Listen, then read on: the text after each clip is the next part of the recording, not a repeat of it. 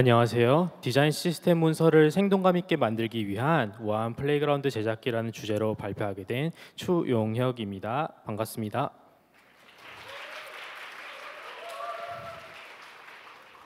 네. 우선 제 소개를 먼저 드리자면 저는 이제 작년 우아한 테크 코스를 수료하고 올해 1월에 입사하여 커머스의 전시 영역을 개발하는 커머스 서비스 웹 프론트 개발팀에서 좋은 동료들과 함께 즐겁게 개발하고 있는 막내 개발자입니다. 본론에 들어가기 앞서 발표 주제에서 이야기하고자 하는 우아한 플레이그라운드가 어떤 것인지 먼저 소개드리도록 하겠습니다. 우아한 플레이그라운드는 우리 회사의 디자인 시스템 컴포넌트를 브라우저 환경에서 실시간으로 사용해 보면서 학습이나 실험을 해볼 수 있는 프로덕트입니다. 화면을 보시면 알 수 있듯이 코드 에디터와 코드가 실행된 결과를 표시하는 프리뷰로 구성된 사이트입니다. 우아한 플레이그라운드는 사이트뿐만 아니라 컴포넌트 라이브러리로도 제공되어 문서 사이트에도 삽입될 수 있습니다. 타입 인텔리센스도 지원하여 편집을 더욱 쉽게 할 수 있습니다. 플레이그라운드 사이트와 마찬가지로 코드를 편집하면 상단에 실시간으로 렌더가 되어요. 문서 사이트에서 플레이그라운드 사이트로 이동하여 편집을 이어나갈 수도 있습니다. 오늘 준비한 내용입니다. 먼저 우아한 플레이그라운드가 필요했던 배경을 한번 소개해드리고요. 다음으로 어떻게 구현하였는지 단계별로 설명합니다. 그리고 실제 우아한 플레이그라운드를 적용한 사례와 성과를 소개하겠습니다. 어느 날 우리 회사에 신입 개발자가 입사를 하고 어드민 프로젝트에 투입이 되었어요. 네, 여기서 이야기하는 신입 개발자는 사실은 저예요. 신규 입사하고 약 3개월 뒤에 일어났던 일을 각색하여 이야기를 만들어 보았어요. 기획자가 새 어드민 지면 개발을 요청하였는데요. 신입 개발자는 기획서를 보고 어떻게 구현할지 생각을 하다가 우리 회사에 어드민을 제작할 때 사용하는 공통 컴포넌트 라이브러리 UI가 있다는 사실을 떠올리게 됩니다. 공통 컴포넌트에 대해 짧게 설명드리자면 우리 회사엔 버튼, 인풋, 카드와 같은 기본적인 디자인 시스템 요소들을 제공하는 클레이 블루가 있습니다. 이 클레이 블루 컴포넌트를 조합하여 특정 비즈니스에서 자주 나타나는 UI를 패턴화하여 만든 컴포넌트를 이제 공통 컴포넌트라고 해요. 오늘 소개하는 사례에선 어드민용 공통 컴포넌트를 중심으로 이야기하려고 해요. 참고로 이제 사내에서 이제 몰드 어드민이라는 명칭으로 부르고 있습니다. 주로 어드민을 제작할 때 많이 사용되어요. 이제 공통 컴포넌트가 무엇인지 알았으니 어떻게 쓰는지 알아봐야겠죠? 먼저 문서 사이트에 접속을 해보았어요. 그런데 이제 문서 사이트엔 코드는 없고 약간 그 정책 위주의 내용만 있어서 컴포넌트를 어떻게 코드로 작성해서 사용할 수 있는지에 대한 내용은 찾아볼 수가 없었어요. 내가 찾는 컴포넌트가 여기에 있긴 한데 근데 그림과 글만 있는 거죠. 코드가 없어요. 이 상황이 그림의 떡이라는 말 그 자체였어요. 다음으로 스토리북으로 한번 찾아가 봤어요. 다행히도 스토리북에서는 코드를 찾아볼 수가 있었는데요. 공통 컴포넌트를 활용할 수 있는 다양한 사례들과 함께 코드가 제공이 되었어요. 그런데 아쉽게도 이게 사용법을 터득하기에는 완벽하지는 않았어요. 화면을 보시면은 JSX 부분만 표시되고 있는 데다가 코드 일부가 좀 표시가 되고 있지 않고 있어요. 스토리북으로 좀 사용법을 학습하는 것에는 한계가 있었습니다.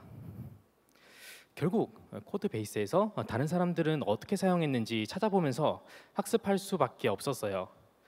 또 코드 베이스가 워낙 방대했기 때문에 비록 좀 텍스트 서치를 동원했어도 좀 고된 일이었습니다. 지금까지 한 상황을 한번 정리해 보겠습니다. 공통 컴포넌트를 어떻게 쓰는지 학습하기 위해서 처음에 문서 사이트에 접속했어요. 그림과 개요 정도는 읽을 수 있었죠. 다음으로 스토리북을 찾아갔는데 예제로 제공된 코드로는 부족했어요. 결국 과거에 다른 개발자가 작성한 코드를 찾아가며 배워야 했죠. 그리고 코드를 보다가 특정 부분을 수정했을 때 결과가 어떻게 렌더되는지 궁금할 수도 있어요. 근데 그 방대한 코드 베이스를 수정해 보면서 실험을 해볼 수는 없으니 또 빔 프로젝트를 생성해서 공통 컴포넌트를 설치하고 맨땅에서 만들어 보면서 궁금증을 해소해야 합니다. 앞서 소개한 사례의 주인공인 신입 개발자뿐만 아니라 다른 개발자분들도 이런 문제를 공통적으로 겪고 계셨어요. 더군다나 프론트엔드에 상대적으로 덜 익숙하신 백엔드 개발자분들도 어드민을 제작하시기 때문에 더더욱 어려운 상황이라고 할 수 있습니다. 공통 컴포넌트는 잘 활용한다면 복잡한 UI를 정말 빠르게 구현할 수 있어 생산성이 크게 올라갑니다. 다만 잘 활용하기까지의 과정이 험난한 것이 아쉬운 것이죠. 러닝 커브가 높다고 할 수 있습니다. 공통 컴포넌트를 학습하기가 어려운 이유가 버튼이나 칩, 카드처럼 모양이 복잡하지 않고 사용법을 직관적으로 이해할 수 있는 그런 컴포넌트들에 비해서 공통 컴포넌트는 모양이나 로직이 복잡하고 컴포넌트 이름이 비즈니스적인 의미를 담고 있어 직관적으로 이해하기가 어렵습니다. 또 컴포넌트가 컴파운드 패턴을 통해 서브 컴포넌트로 계층화가 되어 있어요. 서브 컴포넌트가 UI 어떤 부분에 해당하는지 직관적으로 또 이해하기 어려운 점이 있습니다. 화면에 보이는 것은 서치 필터라는 공통 컴포넌트입니다. 검색 페이지에서 사용자가 여러 조건을 입력하고 그 결과를 필터한다는 역할을 하는 점에서 목적에 걸맞게 이름이 지어졌다고 할 수 있습니다. 하지만 서치 필터라는 이름만으로 UI의 세부 사항을 이해하기 어려워 UI 시안만 보고 코드를 작성하기가 쉽지 않습니다. 공통 컴포넌트의 복잡한 모양과 코드가 잘 매칭이 되지 않는 문제가 있는 것이죠. 이러한 문제를 해결하기 위한 방법은 최대한 많은 예제 코드와 이와 대응되는 렌더 결과를 문서에서 제공해 주는 것입니다. 그럼 개발자는 요구사항과 가장 유사한 케이스를 선택하여 해당 코드를 바탕으로 요구사항에 맞게 수정하여 사용할 수 있는 것이죠. 가능하면 모든 예제와 렌더 결과를 제공해 주면 좋겠지만 사소한 케이스까지 포함하여 모든 예제를 작성하기에는 한계가 있습니다. 그런데 문서 사이트에서 바로 편집하여 그 결과를 확인할 수 있다면 예제가 없더라도 그 자리에서 실시간 편집을 통해 컴포넌트의 스펙을 상세히 파악하거나 궁금한 것들을 바로 실험해 볼 수 있습니다. 이것이 바로 우아한 플레이그라운드가 해결하고자 하는 문제입니다. 정리하자면 문서 사이트에서 더 많은 예제, 더 많은 렌더 결과물을 제공하고 더 나아가 우아한 플레이그라운드를 통해 실시간 편집 및 렌더를 제공하여 생동감 있는 문서를 만듦으로써 공통 컴포넌트의 복잡한 모양과 코드 간의 괴리를 줄이려고 합니다. 지금까지 우아한 플레이그라운드가 필요하게 된 배경에 대해 알아보았습니다. 다음으로 우아한 플레이그라운드를 어떻게 구현하는지 알아봅시다. 먼저 우아한 플레이그라운드의 요구사항부터 살펴보겠습니다.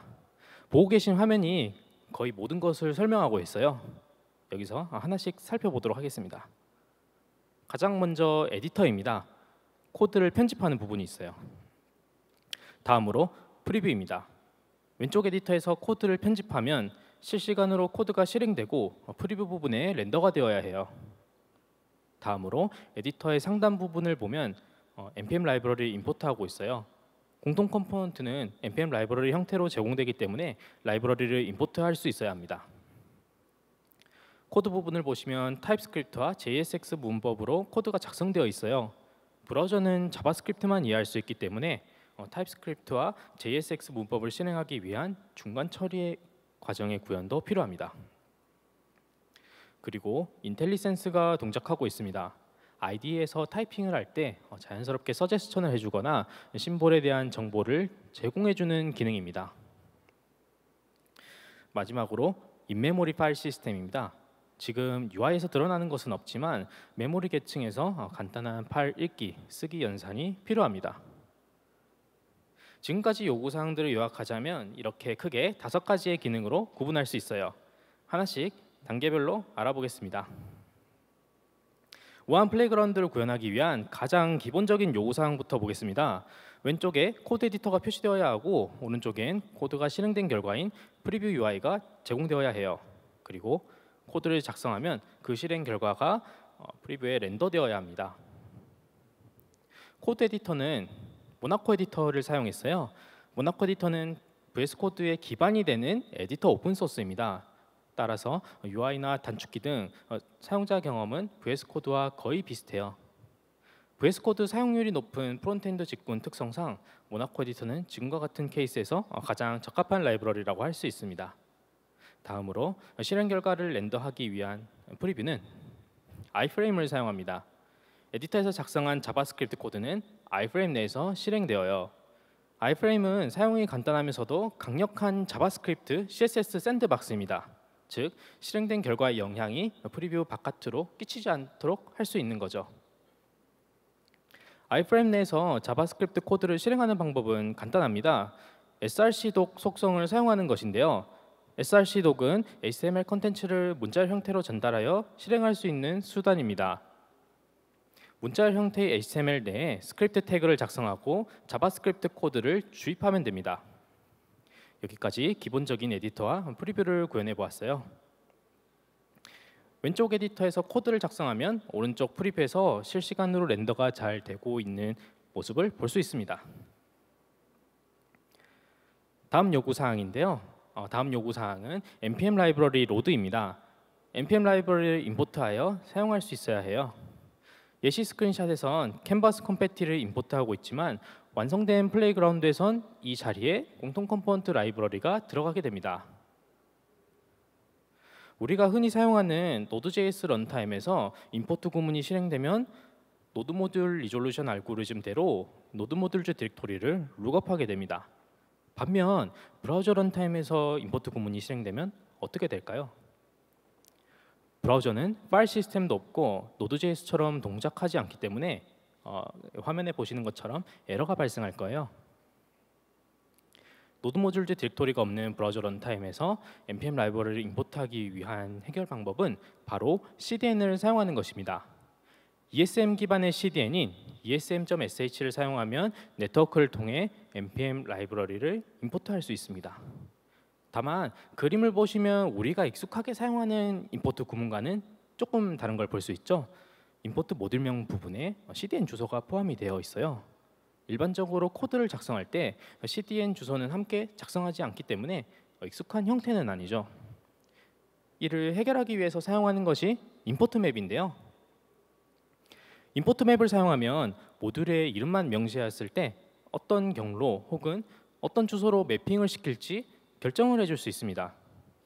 임포트 구문에선 캔버스 컴패티만 작성하였지만 임포트 맵을 통해 esm.sh에서 내려받을 수 있도록 매핑해 줄 수 있는 것이죠. 가끔씩 npm 라이브러리에 서브 패스를 임포트하는 케이스도 있는데요. 이는 트레일링 슬래시를 붙인 엔트리를 추가하면 됩니다. 임포트 맵에서 트레일링 슬래시를 붙이면 모든 서브 패스가 매핑이 됩니다.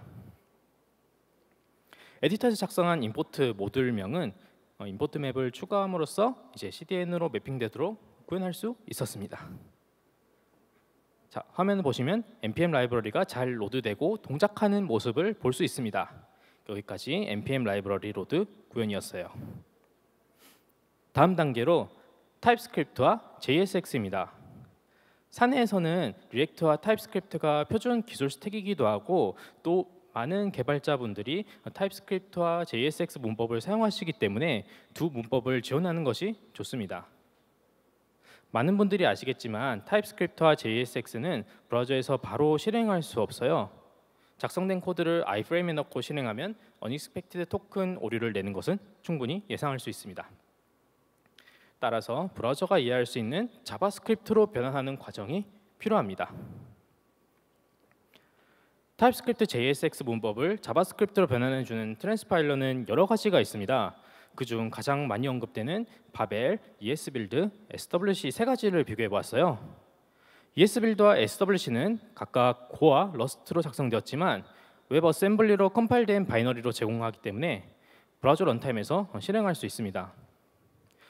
도구를 선택할 때 성능은 처음에 크게 고려하지는 않았어요. 일단 트랜스파일이라는 요구사항을 만족할 수 있다면 그 외에는 큰 노력을 들이지 않고 쉽게 사용할 수 있는지가 중요했습니다.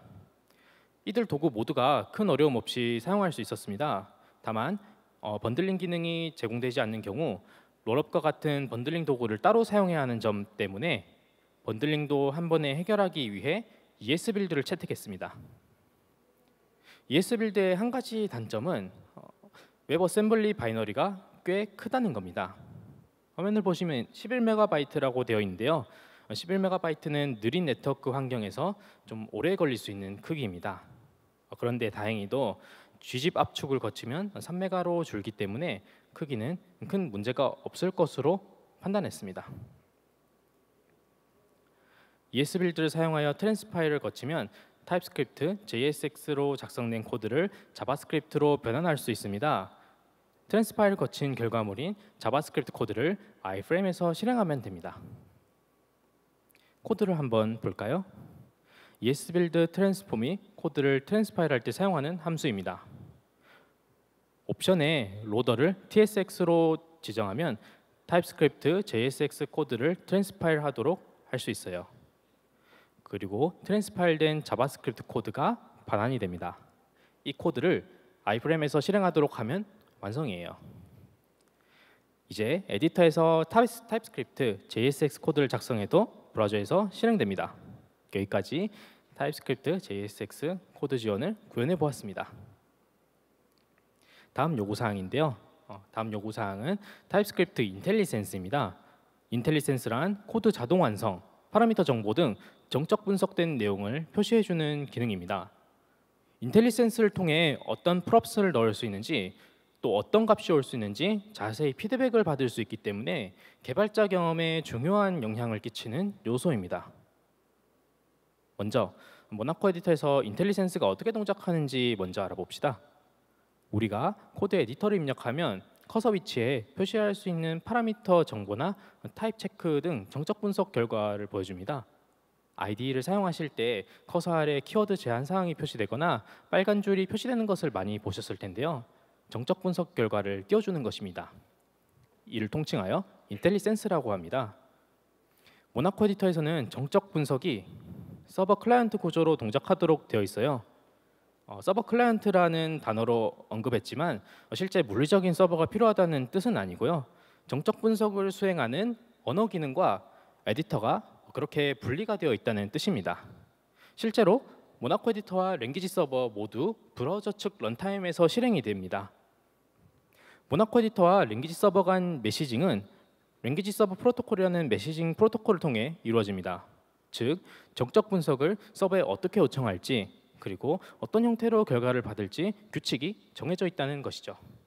하지만 이번 구현에서 프로토콜의 내용 자체는 중요하지 않으므로 자세히 다루지는 않습니다.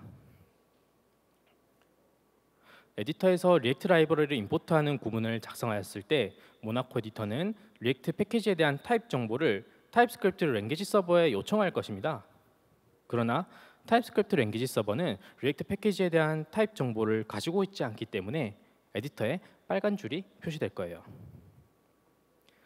원인을 먼저 알아보기 위해 타입스크립트 랭귀지 서버에서 타입 정보를 어떻게 제공하는지를 먼저 알아보도록 합시다. 임포트 구문을 작성할 때 모듈명 부분을 임포트 지정자라고 합니다. from 뒷부분에 react나 ./app으로 되어 있는 부분이 해당이 되죠. 타입스크립트가 타입 정보를 찾는 전략이 그 임포트 지정자의 형태에 따라 달라집니다. 리액트와 같은 npm 패키지를 임포트하는 경우 화면에 보이는 것처럼 노드 모듈즈 디렉토리를 룩업하게 됩니다. 위에서 아래 방향으로 찾다가 해당 파일을 발견하게 되면 그 타입 정보를 사용하는 것이죠. 다른 파일을 임포트하는 경우, 즉 상대 경로를 통한 임포트의 경우 지정한 파일명에 ts, tsx 같은 여러 확장자를 붙여보면서 파일을 찾으려는 시도를 하게 됩니다. 근데 브라우저 런타임에선 파일 읽기, 쓰기를 하는 것이 불가능하죠. 브라우저에서 노드 모듈즈 디렉토리를 만들고 파일을 생성하는 것이 불가능한 겁니다. 그럼 어떻게 해결할 수 있을까요? 타입스크립트 랭귀지 서버에 앞서 설명한 타입 파일을 읽는 동작을 수행하는 함수가 있을 거예요. 이 함수를 수정해서 파일 대신 메모리에 저장해 둔 것을 읽도록 하면 됩니다. 타입스크립트 랭귀지 서버 내부 코드를 보면 파일을 읽는 동작을 수행하는 함수가 몇 개 있습니다. 이 함수들을 오버라이드하여 파일 대신 메모리에 읽는 것을 읽도록 할 겁니다. 파일 엔트리스라는 멤버 변수를 하나 만들었습니다. 간소하지만 노드 모듈즈 역할을 해줄 겁니다. 그리고 esm.sh에서 제공하는 타입 정의 파일들을 다운로드하여 file entries라는 멤버 변수에 저장을 해줄 거예요. 다음으로 파일 읽기를 수행하는 함수들이 파일 대신 file entries 멤버 변수를 사용하도록 동작을 오버라이드 해주면 노드 모듈즈 디렉토리 없이도 file entries 멤버 변수를 통해 npm 패키지의 타입 정의를 제공할 수 있습니다. npm 패키지에 대한 타입 정의 파일은 esm.sh에서 다운로드 받을 수 있습니다. esm.sh의 응답 헤더에 x TypeScript Types라는 헤더가 있는데 이 헤더에 타입 정의 파일을 다운로드할 수 있는 링크를 제공해주고 있어요. 이 파일을 다운로드하여 file entries 멤버 변수에 저장해 줄 겁니다. 그런데 타입 파일을 다운로드해 보면 파일 내에서 또 다른 타입 파일을 참조하고 있어요. 이들도 모두 다운로드가 필요합니다. 다른 타입 파일에서 또 다른 타입 파일을 참조하면 또 다운로드하는 식으로 재기적으로 다운로드합니다. 그런데 이 파일에서 참조하는 타입 파일 링크들을 또 어떻게 추출할 수 있을까요? 타입스크립트 컴파일러 API 중에 프리프로세스 파일이라는 API가 있습니다. 타입 정의 내에서 임포트나 레퍼런스처럼 참조하는 다른 파일 목록을 추출해주는 API가 있어요. 이 API를 사용하면 타입 파일이 참조하는 타입 파일 링크들을 추출할 수 있습니다. 타입 다운로드는 사전에 수행이 되어야 하기 때문에 어떤 패키지 타입들이 필요한지 입력받기 위한 폼 UI를 추가하였습니다. 입력된 npm 패키지의 타입만 다운로드 되도록 했어요. 패키지 목록을 수정하고 저장 버튼을 누르면 타입 다운로드가 수행됩니다. 인텔리센스를 구현하기 위한 과정을 다시 한번 살펴볼까요? 먼저 노드 모듈즈를 사용하는 동작을 대체하기 위해 타입스크립트 랭귀지 서버를 수정하고 파일 대신 파일 엔트리스 멤버 변수를 사용하도록 수정했어요.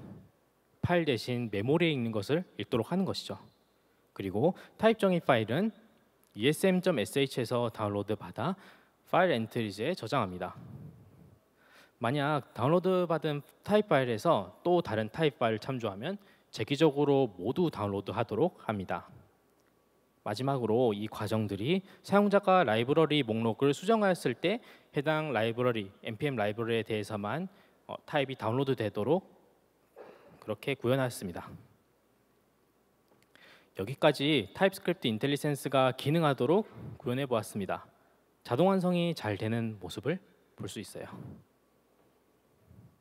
다음 요구사항입니다. 인메모리 파일 시스템인데요. 인메모리, 즉 실제 디스크에 읽기, 쓰기 동작을 하진 않고 메모리상에서만 유사한 동작을 수행하도록 할 겁니다. 왜 인메모리 파일 시스템을 구현해야 할까요? 리액트 코드를 작성하면 매번 반복되는 create 루트라는 코드가 있는데요. 이를 논리적으로 분리하고 생략 가능하게끔 하려고 하기 위함입니다. 매번 반복되는 create 루트라는 코드를 index.tsx로 분리해 놓고 사용자는 에디터에서 app.tsx만 수정하도록 하면 매번 create 루트를 작성하지 않아도 됩니다. 문제는 브라우저 런타임엔 파일 시스템이 존재하지 않기 때문에 화면에 보이는 그림처럼 분리하기 위한 인메모리 파일 시스템을 구현할 필요가 있습니다. 파일 대신 메모리를 사용하는 것이죠. 물론 OS의 파일 시스템과 동일하게 동작하도록 모두 구현할 필요는 없습니다. 코드 에디터에서 편집하였을 때를 위한 파일 쓰기 연산과 코드를 트랜스파일하고 실행하기 위한 파일 읽기 연산 정도만 제공하면 됩니다. 화면에 보이는 코드와 같이 write 파일과 read 파일 연산 두 개를 구현했어요. 에디터에서 코드를 편집하면 write 파일을 통해 메모리에 저장됩니다. 그리고 코드를 실행하고 렌더하기 위해 read 파일을 통해 코드 내용을 읽고 ES빌드를 통해 트랜스파일을 한 뒤 iframe에 렌더하는 절차입니다. 여기서 ES빌드가 인메모리 파일 시스템을 인지하지 못하는 문제가 발생합니다. 일반적인 컴퓨터 환경이었다면 OS 파일 시스템 API를 사용하여 알아서 디렉토리를 잘 찾을 텐데 지금은 브라우저 환경이라서 그렇게 하지 못하죠. 어떻게 하면 ES빌드가 우리의 인메모리 구현체를 인식하게끔 할 수 있을까요? 이를 해결하기 위해 ES빌드의 번들링 과정을 한번 자세히 살펴봅시다. 엔트리 포인트 파일명인 index.tsx가 입력으로 주어지면 트랜스 파일되어 아웃풋으로 출력이 됩니다. 그런데 그 중간 과정에 리졸브 단계와 로드 단계가 있습니다. 리졸브 단계에선 주어진 모듈명을 전체 파일 경로로 해석합니다. 그리고 로드 단계에선 아까 전체 파일 경로를 가지고 파일 내용을 로드하는 단계죠. 로드된 코드에서 임포트 구문을 마주치게 되면 해당 모듈명을 다시 입력으로 넣어서 이 과정들을 반복하게 됩니다. 네, 아까 로드 단계에서 파일 내용을 로드한다고 했는데요. 여기서 인메모리 파일 시스템을 인식하지 못하고 있습니다. 따라서 로드 단계를 커스텀을 해야 하는데요. 중간 단계의 동작을 커스텀하려면 ESBuild 플러그인을 만들고 onResolve, onLoad 콜백을 사용하면 됩니다. 인메모리에 있는 파일을 ESBuild에서 읽을 수 있게 하기 위해 onLoad 콜백 발생 시 read 파일을 통해 인메모리의 파일을 로드하여 반환하도록 해줍니다. 앞서 설명한 내용을 ESBuild 플러그인 코드로 작성해 보았습니다. 화면에 보시면 onload를 핸들링하여 인메모리 파일을 읽어 반환하도록 해주고 있어요. 이제 에디터에선 컴포넌트 함수만 익스포트 해주면 됩니다. 크리에이트 루트 코드를 생략하고 이제 편리하게 번거롭지 않게 리액트 코드를 작성할 수 있게 되었습니다. 지금까지의 구현을 다시 살펴보겠습니다. 가장 기본적으로 코드 편집을 위한 에디터는 모나코 에디터를 사용하였고 렌더 결과 출력을 위한 프리뷰는 iframe src 도구를 사용하여 구현하였어요.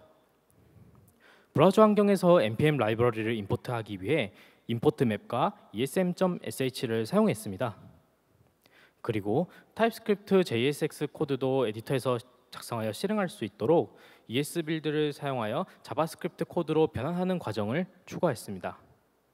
다음으로 개발자 경험 향상을 위해 타입스크립트 인텔리센스를 제공하였습니다. 마지막으로 반복되는 크리에이트 루트 코드를 생략할 수 있게끔 인메모리 파일 시스템을 구현하여 크리에이트 루트 부분을 별도 파일로 분리하였습니다. 지금까지 단계별로 구현한 기능들인데요. 정리가 되어 있지 않아 복잡한 상태입니다. 기능별로 의존 관계와 실행 순서가 뒤섞여 있어 정돈해두지 않으면 나중에 유지 보수가 힘들 것 같아요. 그래서 연관도를 기준으로 기능들을 응집했습니다. 기능들이 응집되어 있으면 향후 유지 보수가 필요할 때 기능의 수정이 용이해집니다. 그리고 응집된 기능들을 각각 독립된 모듈로 만들었습니다. 모듈 이름을 통해 어떤 동작이 어디서 수행되고 있는지 유추하기가 쉬워지고 문제가 발생했을 때 발생 지점을 예측하기가 용이해집니다.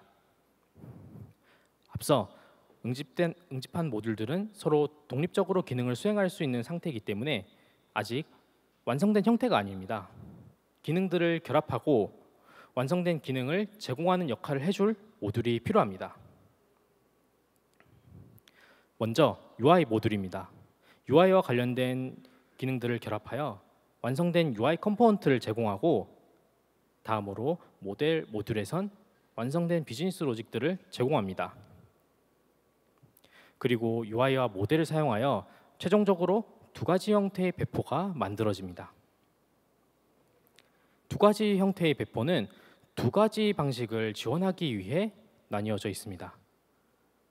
우아한 플레이그라운드는 문서 사이트에 임베딩되기 위한 목적의 컴포넌트 라이브러리와 독립된 웹사이트 형태의 두 가지 사용 방식으로 제공됩니다. 문서 사이트에선 다양한 예제들과 함께 실시간 편집과 렌더를 제공하고요. 플레이그라운드 웹사이트에선 플레이그라운드의 전체 기능을 제공하는 데 집중합니다. 두 가지 형태로 배포되었지만 문서 사이트에서 플레이그라운드 사이트로 이동하거나 플레이그라운드 사이트에서 작성한 코드를 슬랙을 통해 공유하는 기능이 필요했어요. 코드를 실시간으로 편집하는 것에서 더 나아가 웹과 웹 사이를 넘나들거나 코드 공유를 통한 원활한 커뮤니케이션을 돕고 싶었습니다. 웹 바깥을 넘나들게 하려면 어떤 것이 필요할까요? 바로 URL입니다. 플레이그라운드에서 작성된 코드를 URL에 임베딩하는 거죠. 문서 사이트에서 작성된 코드를 URL에 임베딩하여 새 창에서 열면 그대로 플레이그라운드 사이트에서 편집을 이어나갈 수 있게 했어요. 그리고 코드가 담긴 URL을 슬랙을 통해 공유하면 다른 동료에게 코드와 렌더 결과를 쉽게 공유할 수 있습니다. 코드를 URL에 임베딩하기 위해 먼저 LZ 스트링으로 압축을 합니다. 그 다음 URL에 온전하게 삽입되게끔 베이스64로 인코딩을 해요. 그리고 쿼리 파라미터에 압축과 인코딩을 거친 코드를 넣습니다. URL에서 코드를 추출할 때는 이 과정을 반대로 수행하면 됩니다. 베이스64로 디코딩을 하고 LZ 스트링으로 압축을 해제하는 거죠. 지금까지 우아한 플레이그라운드의 구현이었는데요. 다음으로 우아한 플레이그라운드가 어떻게 적용되었고 또 어떤 성과를 거두었는지 소개합니다. 개발자분들이 공통 컴포넌트를 만드실 때 이미 TS독이나 스토리북을 잘 작성해 주시고 계셨어요. 이를 기반으로 TS독 예제 코드를 많이 보강할 수 있었습니다. 그리고 문서 사이트가 생성될 때 TS독 예제 코드들을 플레이그라운드로 변환하여 문서 사이트에서 플레이그라운드를 이용할 수 있도록 해주었습니다. 그 결과 문서 사이트에서 코드를 편집하고 실시간으로 렌더 결과를 확인할 수 있는 경험을 제공할 수 있었습니다. 이전의 문서 사이트에서는 컴포넌트 그림만 있는 상황이었는데 우아한 플레이그라운드가 적용되면서 생동감 있는 문서가 만들어졌어요. 20개의 공동 컴포넌트에 50개가 넘는 예제 코드와 플레이그라운드를 제공할 수 있었습니다. 지금은 어드민용 공동 컴포넌트 문서에만 플레이그라운드가 제공되고 있지만 다른 공동 컴포넌트 문서에도 제공하여 개수를 점차 늘려나갈 예정입니다. 우아한 플레이그라운드를 만들기 전엔 어땠는지 다시 한번 볼까요? 공통 컴포넌트의 사용법을 알기 위해 문서 사이트를 방문하고 스토리북을 찾아보고 코드 베이스에서 과거 작성된 코드를 참고하거나 맨땅에서 실험해보는 과정을 거쳐야 했습니다. 우아한 플레이그라운드가 제공되는 지금은 어떨까요? 문서에서 제공되는 다양한 예제 케이스 중 구현하고자 하는 것과 가장 가까운 예제 케이스를 찾아 코드를 확인해 볼 수 있어요. 그리고 문서 사이트에서 코드를 실시간으로 편집해 보면서 여러 가지 실험을 해볼 수도 있습니다. 프리뷰에서 예제 코드, 실시간 편집까지 우아한 플레이그라운드 덕분에 모든 과정들이 단 하나의 문서 사이트에서 제공될 수 있었습니다. 다음으로 발표를 마무리하기 전에 약간의 여담을 하나 이야기하고 싶은데요. 사실 오늘 발표할 내용의 모든 것은 아주 작고 사소한 계기에서 시작되었어요.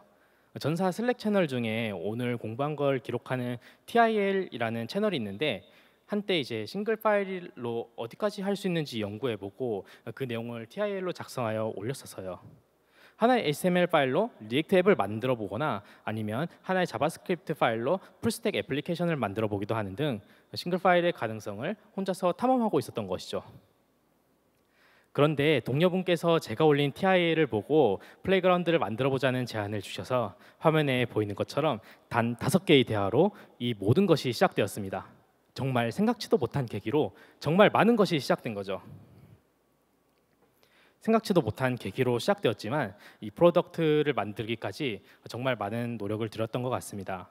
하지만 공통 컴포넌트의 어려움은 나 혼자만의 어려움은 아니었고 다른 팀, 다른 개발자들도 같은 어려움을 겪고 있었던 것이죠. 하지만 우아한 플레이그라운드를 통해 좀 더 쉬운 길을 만들어 둔다면 앞으로 만들어질 N개의 공통 컴포넌트와 앞으로 적용될 N개의 프로젝트, 앞으로 사용할 N명의 개발자들의 어려움을 덜어줄 수 있을 겁니다. 이상으로 발표 마치도록 하겠습니다. 감사합니다.